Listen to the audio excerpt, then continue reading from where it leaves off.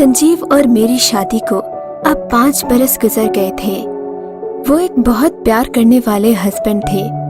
उनसे शादी के बाद ही तो मैंने प्यार करना सीखा था। मैं अभी संजीव के ख्यालों में थी कि फोन की आवाज आई।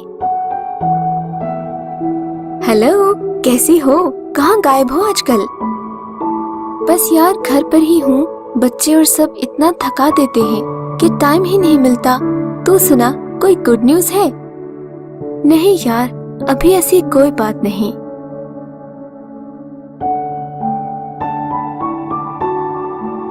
उर्मिला से बात करके मेरी तबीयत बहुत उदास हो गई। मुझे बच्चे बेहद पसंद थे और अब तक मेरा घर बच्चों की हंसी से खाली था।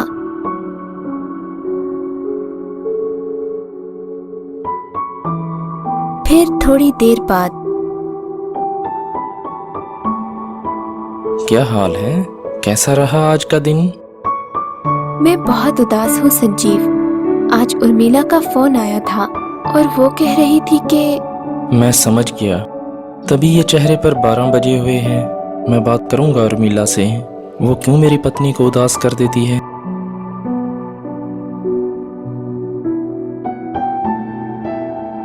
संजीव मुझे इस तरह बहलाते, मेरा ख्याल रखते, पर बच्चे की कमी मुझे किसी पल चैन न लेने देती। मैं जब भी संजीव से डॉक्टर के पास जाने का कहती, वो इग्नोर कर देते, कहते कि अभी बहुत समय है। फिर एक दिन मैंने संजीव के बिना डॉक्टर के पास जाने का प्लान बना लिया। डॉक्टर ने जो मुझे लेकर बात समझाई, वो मेरे लिए सारी जिंदगी का दर्द था। मैं बहुत डिप्रेस हो गई थी।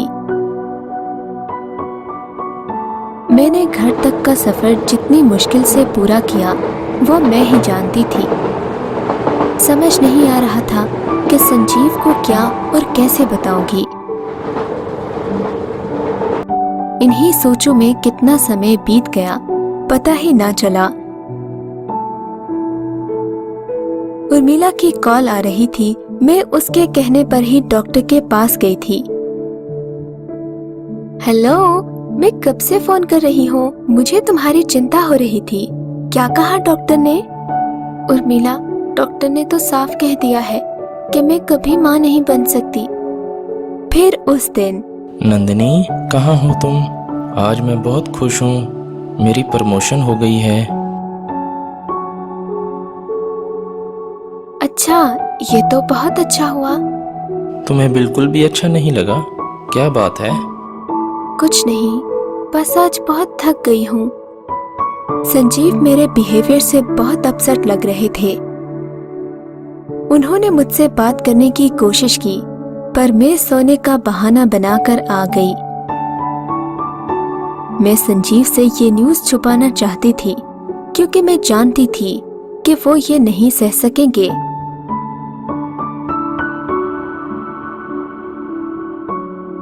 फिर एक दिन, चलो कहीं आउटिंग पर चलते हैं। मेरा दिल नहीं चाह रहा, आप अकेले ही चले जाएं। क्या हुआ है नंदिनी? कुछ भी नहीं हुआ संजीव। क्या मैं कभी आपको ना नहीं कर सकती?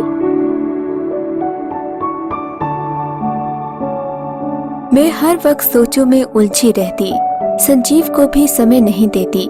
संजीव के आने के बाद अपने आप को बहुत बिजी कर लिया करती।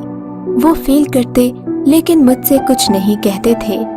उन दिनों संजीव को किसी ऑफिशियल टूर पर जाना था। वो मुझे अपने साथ लेकर जाना चाहते थे। तुम्हारी कितनी बड़ी विश पूरी होने वाली है।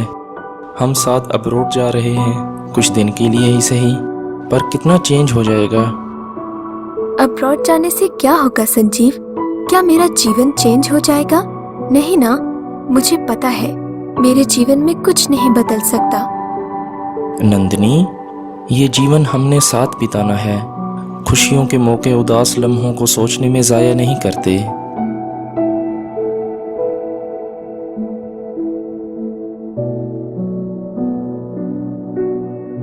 मैं चाहती थी कि संजीव की लाइफ में सब कुछ कंप्लीट हो। मैं उनसे इतनी मोहब्बत करती थी कि उनकी खुशियों के लिए खुद ही उनसे दूर हो जाना चाहती थी। फिर एक दिन बहुत हिम्मत करके मैंने संजीव को सच बताने का फैसला कर लिया। उस दिन मैंने संजीव से बात करना थी। वो भी ऑफिस से जल्द वापस आ गए। नंदिनी, ऐसी क्या बात करनी थी? तुम्हें पता है आज रात मेरी फ्लाइट है और अभी थोड़ी पैकिंग भी रहती है। मैंने आपसे कुछ छुपाया है, लेकिन मैं आज आपको सब कुछ सच बता दूंगी संजीव। मैं आपकी लाइफ पार्टनर बनने के काबिल नहीं हूँ। डॉक्टर ने कह दिया है कि मैं कभी माँ नहीं बन सकती। संजीव मेरे मुंह से सच सुनकर खामोशी से वहां से चले गए। मुझे यकीन हो गया था कि अब वो कभी मेरे पास नहीं आएंगे। मैं जानती थी कि वो इतने अच्छे इंसान हैं कि उन्हें कोई भी लड़की मिल जाएगी जो उनकी लाइफ को कंप्लीट कर देगी। घर और संजीव से दूर हो जाने का एहसास बहुत तकलीफ दे रहा था, पर मुझे सिर्फ संजीव की खुशी चाहिए थी।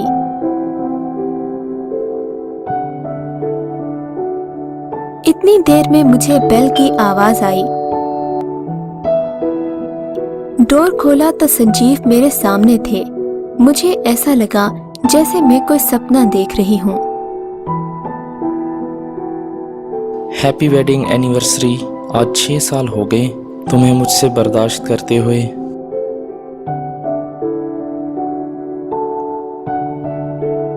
सच कहूँ संजीव, मुझे तो लग रहा था कि आप किसी भी आम पति की तरह ये सच नहीं सह सकेंगे। उस समय संजीव ने मुझे बताया कि वो ये सच उस दिन से जानते थे जिस दिन उर्मिला को मैंने अपना राज बताया था।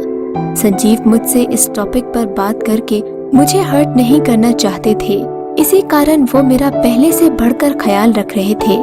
उनके लिए मेरा साथ ही खुशी थी और मैं समझ ही नहीं सकी और बिना किसी कारण संजीव को हर्ट करती रही। इतने मुश्किल समय में भी संजीव की प्रमोशन और आज रात का टूर खुशी का मौका था, पर वो ये सच।